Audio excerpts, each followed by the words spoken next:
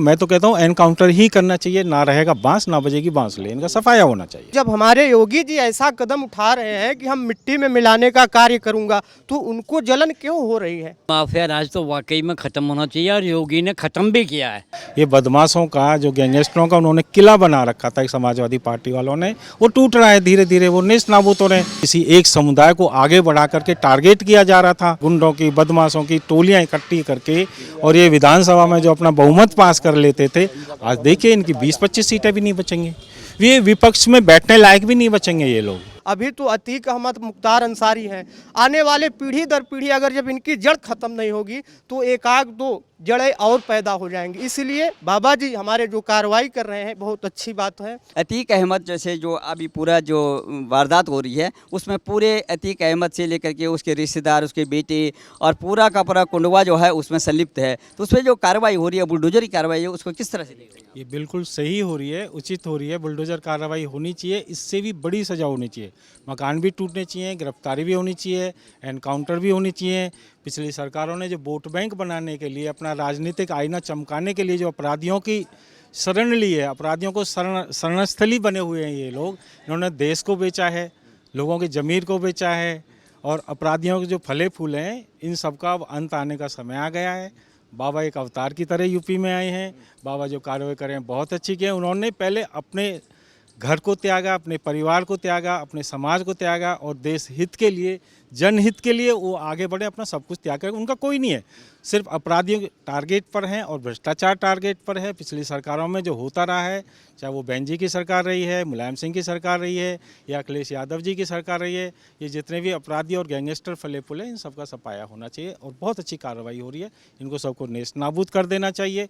मकान है, दुकान है, अवैध संपत्ति है, उनको सबको तोड़ करके राजस्व में लेना चाहिए। और इन लोगों को मैं तो कहता हूँ एनकाउंटर ही करना चाहिए, ना रहेगा बांस ना बजेगी बांसुरी, इनका सफाया होना चाहिए।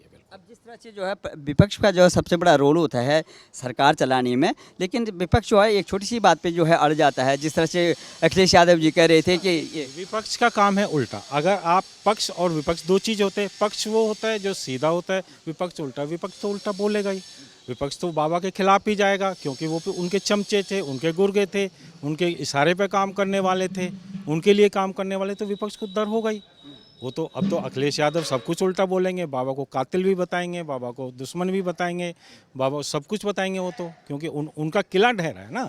ये बदमाशों का, जो गैंगस्टरों का उन्होंने किला बना रखा था समाजवादी पार्टी वालों ने, वो टूट रहा है धीरे धीरे, वो नेस्त नाबूद हो रहे हैं। और यूपी की जो जनता है, यूपी की पब्लिक के सामने आ रहा है कौन गलत है कौन सही है, तो उनको तो डर बिल्कुल दुख होगा। उनके लिए तो मोदी जी भी गलत हैं, उनके लिए अखिलेश भी गलत है, सब कुछ गलत होगा। वो सही थे, वो एनकाउंटर होते, महिलाओं की इज्जतें लूटी जा रही थी, घर बर्बाद हो रहे थे, और जातिवाद चल रहा था, किसी एक समुदाय को आगे बढ़ा करके टारगेट किया जा रहा था, तो उनको तो बुरा लगेगा। तुष्टीकरण की जो राजनीति ये कर रहे थे, वो तो अब इनको बुरा लगेगा, क्योंकि अब सब कुछ सीधा हो रहा है। अगर किसी टेढ़ी लकड़ी को अगर आप सीधा करने की कोशिश करोगे तो उस लकड़ी पर जोर पड़ेगा ना, तो अब इन पर जोर हो रहा है, क्योंकि अब इनको सीधा किया जा रहा है, इनको अब सीधा किया जा रहा है, इनकी कलाई खुल रही है। अब देखिए अभी आगे 2024 में इनकी 10 सीटें भी नहीं आनी लोकसभा में, तो दिख रहा है ना सबको। कभी ये जो बदमाशी पे फल फूल रहे थे और पूरा अपना जन समुदाय इकट्ठा करके, गुंडों की, बदमाशों की टोलियां इकट्ठी करके, और ये विधानसभा में जो अपना बहुमत पास कर लेते थे, आज देखिए इनकी 20-25 सीटें भी नहीं बचेंगी। ये विपक्ष में बैठने लायक भी नहीं बचेंगे ये लोग, इनकी सबकी कलाई खुल जाएंगी धीरे धीरे। आपका बाबूजी क्या क्या कहना है? देखो जी, माफिया राज तो वाकई में ख़त्म होना चाहिए और योगी ने ख़त्म भी किया है।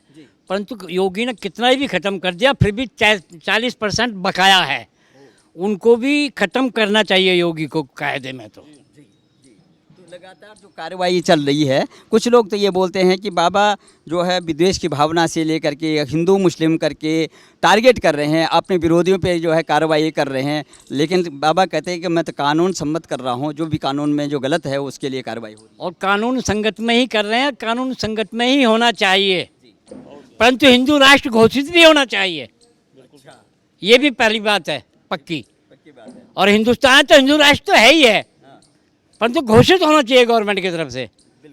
सेंट्रल गवर्नमेंट को सोचना चाहिए, मोदी जी को भी सोचना चाहिए इस बारे में। और इन मुसलमानों को तो एक साइड में घेर दो। और ये मैं खुला कह रहा हूँ, इनको अलग ये मांगते हैं कुछ जगह, इनको बांग्लादेश भेज दो। जो ये कहते हैं कि हम ये नहीं मानेंगे कानून, इंडिया का कानून एक है सबके लिए, चाहे मुसलमान है, चाहे हिंदू है, चाहे सिख है, ईसाई या कोई भी है, एक ही कानून होना चाहिए, एक होना चाहिए सबके लिए। जिस तरह से आप भी मेरे ख्याल से आप कहाँ के रहने वाले हैं सर? सर मैं प्रयागराज का रहने वाला हूँ। अच्छा, आप किस तरह से देखते हैं? बाबा ने बोला था कि 24 घंटे में हम जो है मिट्टी में मिला देंगे, या तो मिट्टी में मिला देंगे, या तो गिरफ्तार कर देंगे, या तो अंदर होंगे, या तो ऊपर चले जाएंगे। तो इस तरह से वो बाबा जी ने हमारे जो कहा है मिट्टी में मिला दूंगा, तो मिट्टी में मिलाने का कार्य जारी है।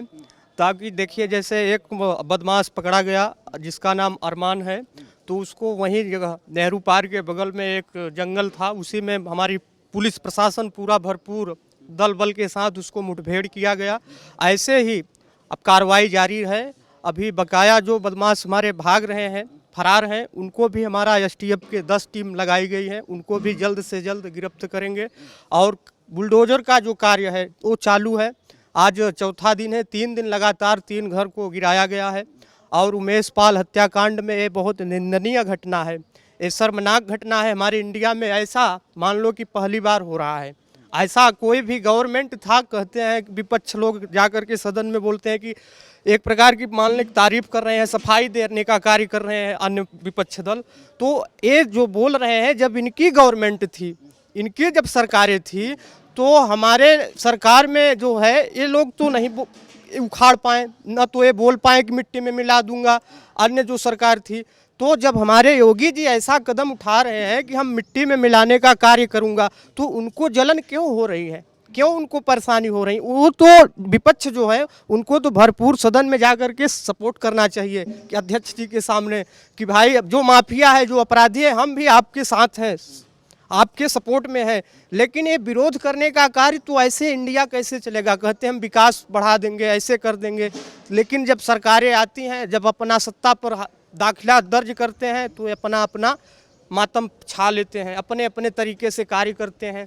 तो ऐसा नहीं है। जो हमारे योगी जी ने कह रहे हैं, हम सब योगी के सपोर्ट में हैं। जो योगी जी के सपोर्ट में रहने वाले हमारे भारतीय जनता पार्टी के जो सदस्य हैं, जो जनता दल है, जनता दल जागरूक है, जान रही है, अच्छी तरह से जान रही है कि हमारे बाबा जी क्या कर रहे हैं। अगर पनप जाएंगे, ये जड़ है, अगर जड़ को हम उखाड़ेंगे नहीं, तो ये हमारे जो है जड़ को ख़त्म करने वाले हमारे यही मिसाइल के रूप में पैदा होंगे। अभी तो अतीक अहमद, मुख्तार अंसारी हैं।